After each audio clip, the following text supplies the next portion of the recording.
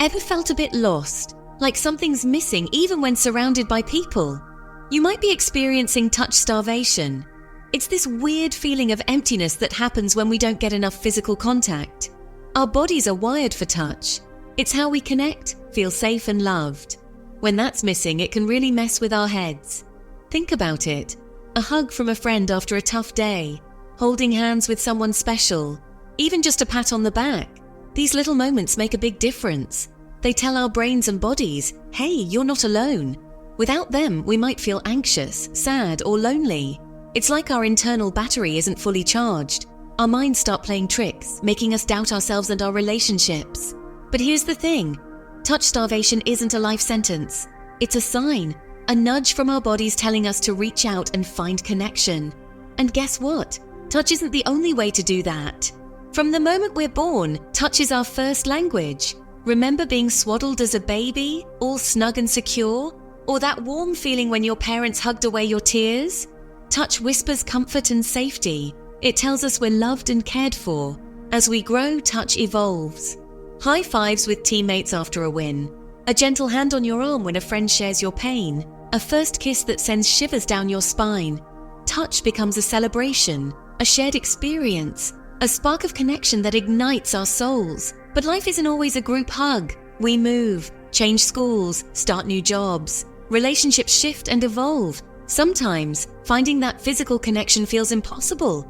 Maybe you're miles away from loved ones. Perhaps you're navigating the awkwardness of teenage years where a hug feels like a foreign language. Or maybe you're simply someone who thrives on their own but still craves that feeling of being seen and understood. Whatever your story, remember this. The need for connection is universal. Ever felt surrounded by people yet utterly alone? Like you're on the outside looking in, yearning for a connection that seems just out of reach. It's a feeling many of us know, especially in our younger years. The world can feel like a confusing maze of unspoken rules and expectations. A simple hug suddenly feels awkward, a gesture loaded with potential misunderstandings. The fear of rejection looms large, whispering doubts in our ears. We retreat into our shells, seeking refuge in the digital world where connection feels safer, more controllable. But scrolling through endless feeds can't replace the warmth of a genuine embrace, the shared laughter that erupts from a silly inside joke. So what do we do when touch feels impossible? How do we bridge the gap between our longing for connection and the fear of reaching out? The answer lies in finding alternative ways to nourish our souls, to remind ourselves that we are not alone.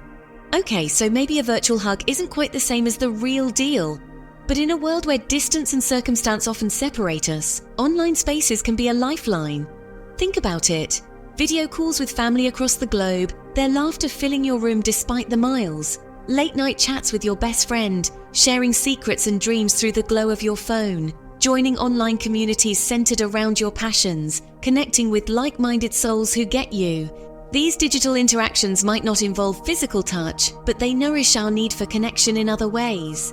They remind us that we are seen, heard, and valued. They offer a sense of belonging, a virtual hand to hold as we navigate the ups and downs of life. And let's not forget the power of creativity, sharing memes that make you snort with laughter, discovering new music together. Even battling it out in online games can forge bonds that transcend physical distance. Section 5. Lost in Creation. Art as a bridge to yourself. Remember finger painting as a kid, the way the colors swirled and danced beneath your touch? Creativity isn't just about making something pretty, it's about expressing yourself. Art becomes a bridge to our inner world. The rhythm of a paintbrush, the feel of clay, it's a different kind of touch. Lose yourself in the process, let emotions flow freely. Self-care as a warm embrace. Ever noticed how a warm bath can melt away the stress of a long day? Or how a cup of tea and a good book can feel like a comforting hug? Self-care is a way to show ourselves love and kindness. It's like giving ourselves the touch we crave, creating rituals that make us feel safe and loved.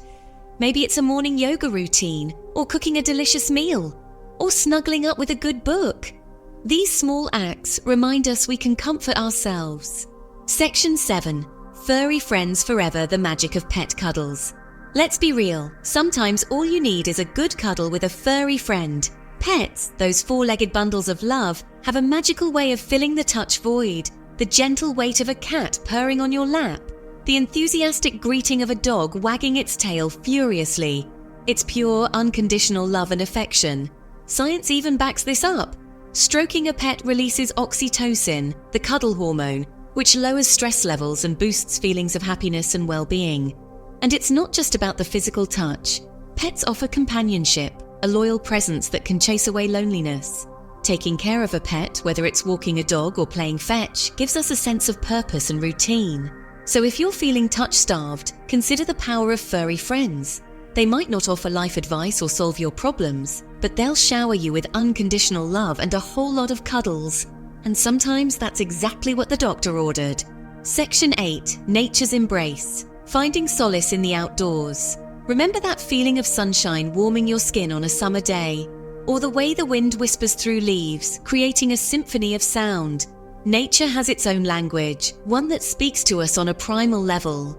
When we feel disconnected, stepping outside can be like stepping into a warm embrace. Feeling the earth beneath our feet, breathing in fresh air, listening to the birdsong, it grounds us in the present moment, reminding us that we are part of something larger than ourselves. Go for a walk in the park, noticing the intricate details of leaves and flowers. Sit by a lake and watch the sun paint the sky in vibrant hues. Hike through a forest, feeling the crunch of leaves beneath your boots. Nature doesn't judge or demand, it simply exists, offering solace and connection without the need for words. So next time you're feeling touch-starved, lace up your shoes and venture outside. You might be surprised by the healing power of nature's embrace. Section 9. Moving to feel exercise and the body's language. Ever noticed how a good workout can leave you feeling energized and alive? It's not just about getting fit. Exercise is a powerful way to connect with our bodies, to feel its strength and resilience. When we move our bodies, we release endorphins, those feel-good chemicals that boost our mood and reduce stress. Exercise can be like a reset button, clearing our minds and helping us feel more grounded and present. And it doesn't have to be intense gym sessions. Find an activity you enjoy, whether it's dancing, swimming, hiking, or simply going for a brisk walk. The key is to move your body in ways that feel good, to celebrate its ability to move and groove. Join a sports team or group fitness class for an added dose of social interaction. The shared experience of working towards a common goal, cheering each other on. It's a powerful reminder that we are not alone in our pursuit of well-being. Section 10. Reaching out. The power of communication. Here's the thing about feeling disconnected. Sometimes, the bravest thing we can do is reach out. It might feel scary, even impossible at times, but expressing our need for connection is often the first step towards getting it met. Start small. Send a text to a friend telling them you're thinking of them. Call a family member and ask how their day is going. Join an online group chat centered around your interests. Remember, vulnerability is a strength, not a weakness. It takes courage to admit when we're struggling, to express our need for support, and you might be surprised by the response. Often people are more willing to offer love and connection than we give them credit for. If you're struggling to open up to those around you, consider reaching out to a therapist or counselor.